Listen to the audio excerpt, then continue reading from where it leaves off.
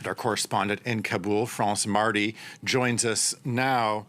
France, as we said, the Taliban is making some huge gains in the country. President Biden said that a full takeover by the Taliban is not a foregone conclusion, but how realistic does that seem? This Taliban claim from the press conference in Moscow today that they claim that they have 85% of the country is exaggerated. In the same conference, a Taliban member also said that if they wanted, they could overrun the whole country within 2 weeks, which is also exaggerated. It is, first of all, they have made wide gains, but only like they took rural areas. So far, this was also acknowledged by the Taliban, they have deliberately not attacked provincial capitals, according to them, to prevent bloodshed among Afghans. So at the moment, not even the Taliban seem to aim a violent takeover of the whole country. They rather seem to hope that with their recent gains that they can go to the negotiating table and more or less demand the surrender of the Afghan government. And as the Afghan government won't accept that, it is unlikely that they will take over the country on this way.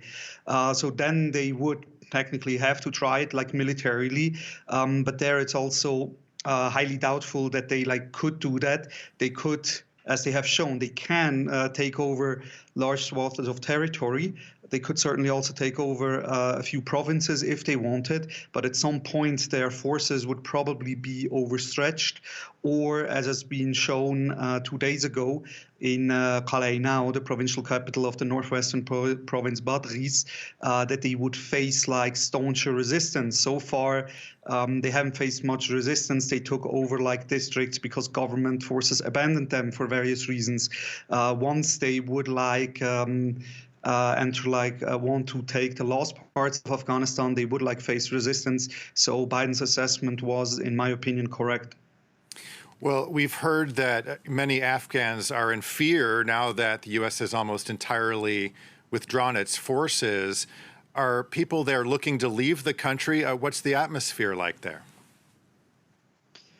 It depends. There are certainly a lot who want to leave. Most of these people that want to leave are the ones that are more progressive, more modern-minded, that are afraid that if the Taliban would take over, there would be again a medieval regime, and they don't want to live in such a world.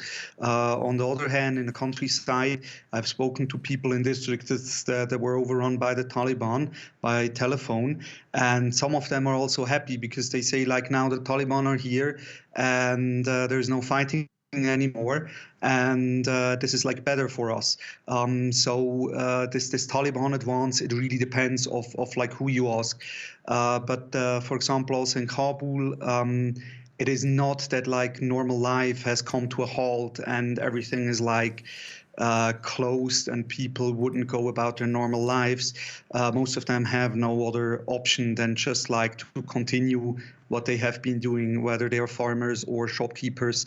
So in Kabul and also in other parts where there's no fighting, daily life is quite normal.